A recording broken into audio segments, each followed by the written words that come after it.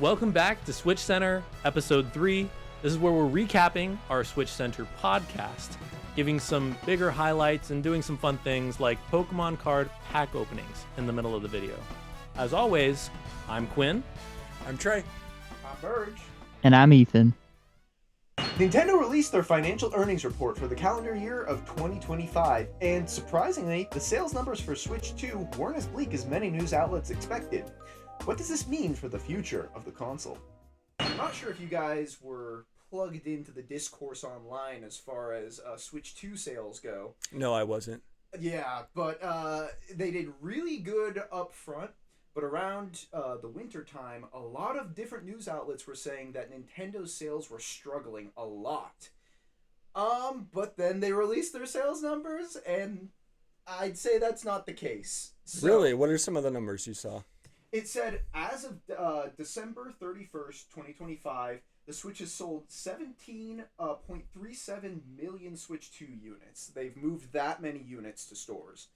15 million of those have actually been sold to consumers. So, the sales did not stall out at 4 million like people were predicting. This passes their initial sales goal of 15 million units, and it's only 2 million shy of their 19 million unit goal that they want to achieve by the end of the fiscal year, which happens in March. 7 million units sold between October and December, which contradicts all the many outlets saying that this was a slow season for console sales. I guess part of the question would be, why did so many reputable outlets report such low numbers?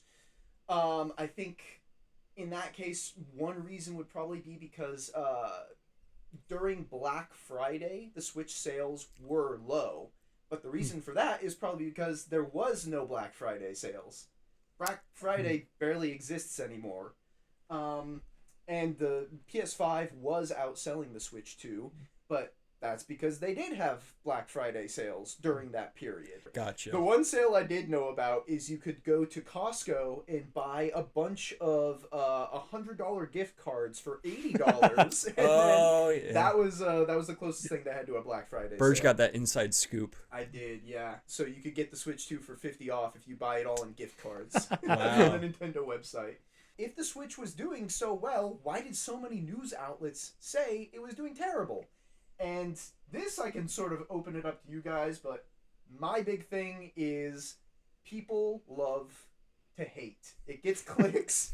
You know, Nintendo isn't the most popular right now with the hardcore consumer base because a lot of the things that they're selling are so expensive. They didn't have any discounts. They are the forefront of selling games for $80. A game more expensive than $60 for the longest time was unheard of. 70, you're starting to push people to an uncomfortable territory, but Mario Kart World being sold for $80 really ruffled some feathers. And just a lot of those practices that aren't the best for consumers, I think we've noticed online that Nintendo fans are getting a little sick of it.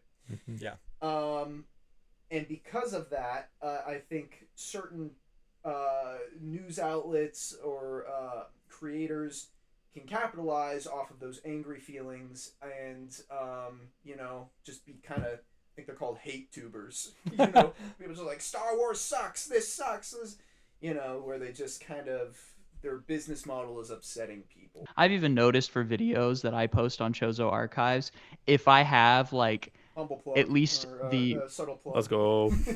subtle plug, Chozo Archives, check it out. No, but if I post a thumbnail that has a seemingly negative message or opinion, it always does better without fail, no matter what.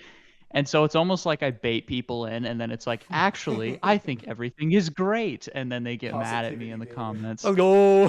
So, Exactly. So we have the market research right there. True. And it's not like an entire Nintendo franchise. I mean, it is a Nintendo franchise. yeah. True. And I think that speaks volumes, right, Ethan? So that's a very good take, I think. After Nintendo's most recent financial earnings report, fans noticed that Metroid Prime 4 Beyond was not included in the list of million-selling titles. Despite having launched in December 2025, this absence has sparked a lot of speculation about how the game actually performed, what's really going on with Nintendo's reporting and the Metroid franchise. It's not all sunshine and daisies, folks. So, unfortunately, with there's a lot of speculation going into what I'm about to talk about, and this may actually not be as bad as people have been making it out to be, because, like we were saying before, fear sells. But in the latest financial report, Burge was saying they listed all these games and the sales of the consoles were doing so great, but one thing they did not make any mention of was Metroid Prime 4 Beyond. Sad. I know, Wow. it's a shame. Why would they do But this that, Ethan? omission, yeah, so it suggests that the title did not sell over 1 million copies on either the Nintendo Switch or Switch 2 by the cutoff. But keep in mind that Metroid Prime 4 did come out December 4th, and they counted sales for the Switch version and the Switch 2 version separately. So it isn't proof of failure, but it's worth noting, given that it's obviously it's a first-party Nintendo game. Everybody thought it was going to sell really, really well. There were really high expectations. Well, for Metroid at least, because let's be honest, Metroid has never sold well compared to the likes of Mario or Pokemon or Zelda. So, I mean, Dread sold several million, which was, kind of unprecedented for a Metroid game. But this is also very early on in Metroid Prime 4's lifespan. And granted, usually the most copies sell at the beginning. But, I mean, if you're looking at kind of the fiscal period that it's like December 4th to December 31st, it didn't sell 1 million for the Switch 1 exclusively, and it didn't sell 1 million for Switch 2 exclusively. But that being said, it could have been that it sold just under 1 million for both in that short of a time frame, which when you look at it that way, that's actually not bad at all. I mean, Metroid Prime 4 was at the top of the charts in most countries in the eShop for several weeks or days, except for Japan, but it's never sold well in Japan for whatever reason. They do not like Samus in Japan. But yeah, people are kind of down about this. I made a video about it on Chozo Archives, kind of speculating what I've just been saying now. For Metroid Prime 4, how many million do you think they need to sell for it to be a success? Greenlight the next one? What sales number are we looking for? I feel like the mark would probably be about 3 million copies in total to be considered a true success for a Metroid game. I think if they broke past 2 across both Switch 1 and Switch 2, that would be enough for them to consider making another one in the future. But I feel like anything under 2 million in total, it's that would not be looking good. But that's the full lifespan of the game. Look, I think this ties back into the original topic, which is people thrive on hate, and there's very loud voices speaking very passionately on the internet. It seems like everyone has the same opinion, but really it's just two people screaming at each other. If you guys see something on social media, whether it's YouTube, anything else, and you have the option to leave a comment, do you leave a comment or do you just leave it alone?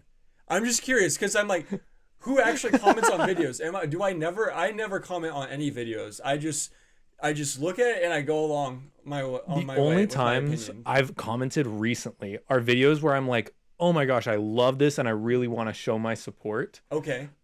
Because I think the only other time you would comment on a video is if you're just extremely frustrated, right? And you have no other outlet. I love you for saying that, Trey, because that's such a real point. Well, yeah. That being said, everyone comment below. Yeah. Please, yeah. Oh, yeah. I definitely comment on videos. Especially Switch Center. I comment on podcasts. Yeah. Absolutely. And this is all on the assumption that the reason Nintendo didn't include it in the sales numbers is because it did bad. Which is us just talking out our butts. Which we already saw once all these news outlets were making these assumptions. They were completely wrong about sales numbers, and Nintendo was doing fine. So maybe they just didn't have enough space to include it in their sales report because people don't care as much about Metroid. And because they started selling it December 4th. Alright, we're on a beautiful hike. It's time to open a pack.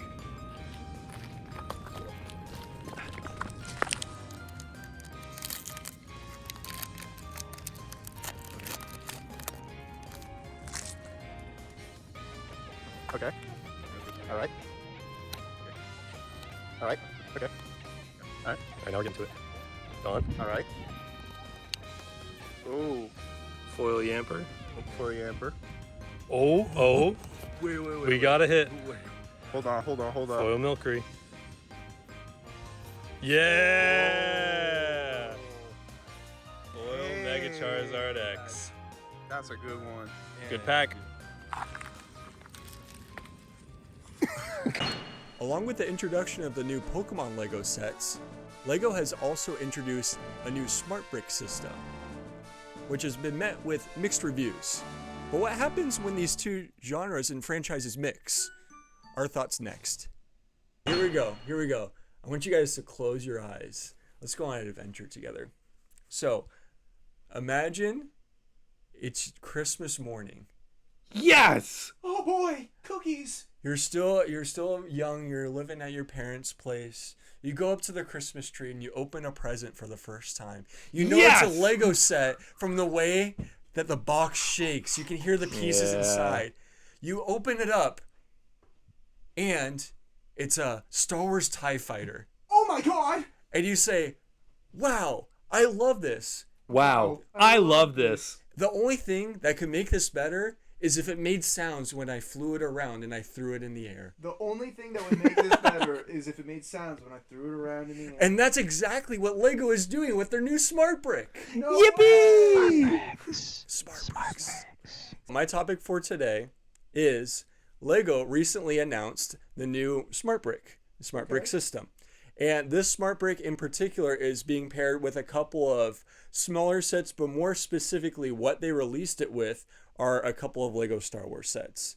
Now, when we talk about negative news and we talk about comments leading up and reacting to these sets are somewhat negative because of how bulky the sets are, how expensive they are with the Smart Brick, and how subpar the function of the Smart Brick seems to be with these sets.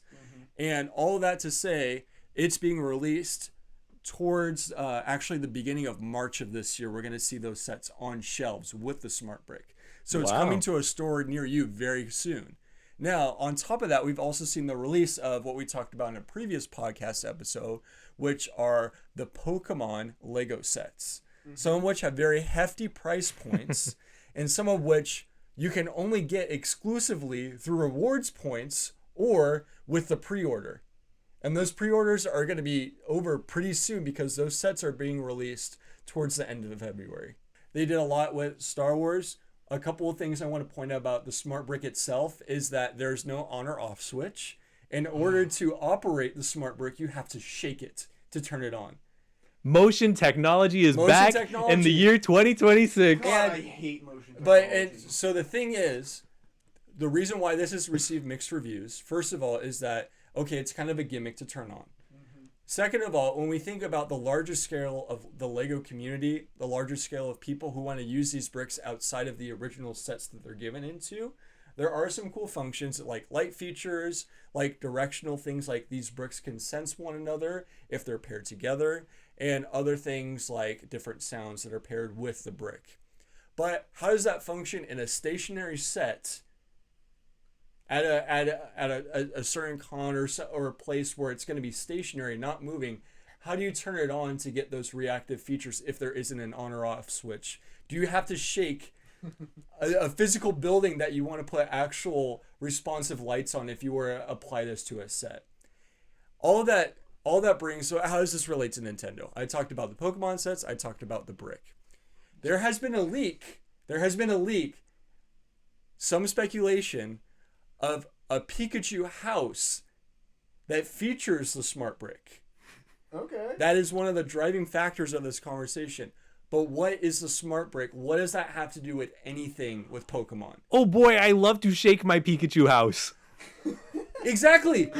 Like, what? So my thing is that we have this new technology with the Smart Brick that people are so about. There's speculation of what if the Smart Brick was developed because of Pokemon and the introduction of the Pokemon genre into the Lego system. How does this relate to the Mario Legos? Because this truly might be Oh, entirely yeah. Nintendo's fault. Right. Because the Smart Bricks are now being applied to every set. But the Yes. first one to do something like this was the dumbass Mario set. Absolutely. That are super ugly. Oh, they're It's awesome. Mario's fault. I think a thing to recognize is that we are grown men making a podcast. Oh? about Keep going. Keep going.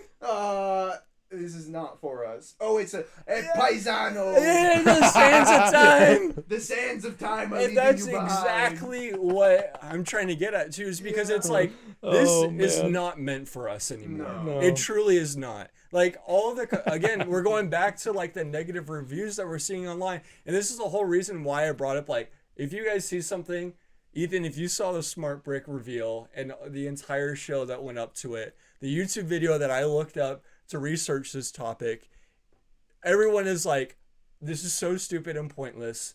It has so many little functions. The sets don't look great. Why would anyone want to buy this? Imagination is dead.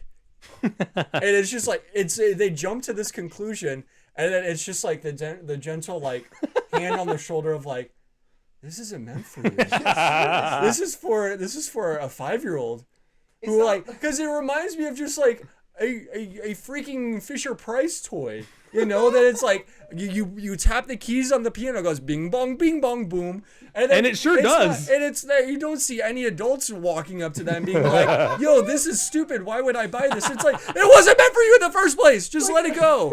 A 40-year-old going on a playground and like seeing the little like tic-tac-toe toy or a Exactly. swing set and being like, "What the?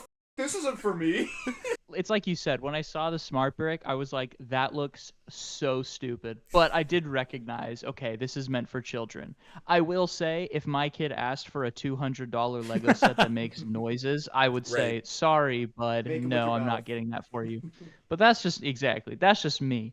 However, as far as the Pokemon sets go, I mean, I think they look cool. I mean, I'm not a huge Star Wars, or not Star Wars. I love Star Wars.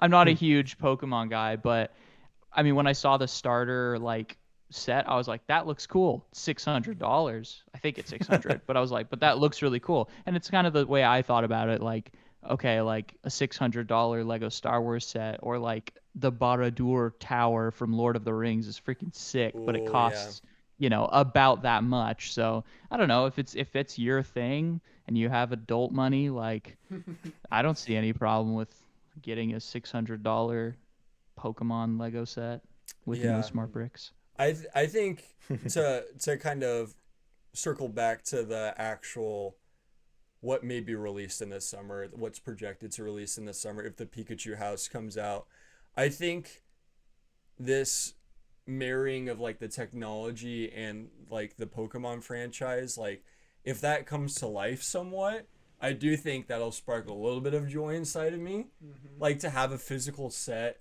that will actually react like when, and again, it's not for me, but it's like it's one of those things like we've talked about before. It's just little guys. Little It's have guys. little guys that interact. The little It's guys like- are awesome. It's like there's enough joy that comes from me looking at this little Pikachu plushie that's like physically in front of me to like what pulls on my heartstrings too are those videos of like every person has their favorite Pokemon, and it's people just holding their favorite stuffed animal Pokemon at like the shop that they get them at. It's like I think it might be an interesting concept to explore, even if it starts with one set, to see how Lego and Nintendo expand on that. Thank you guys for staying tuned to some of the topics that we talked about in this episode. If you want to hear more later on with our coming episodes with the podcast, feel free to like and subscribe. Leave a comment below on what you think about a couple of these topics. Thanks. Tune in next time. Bye. Bye.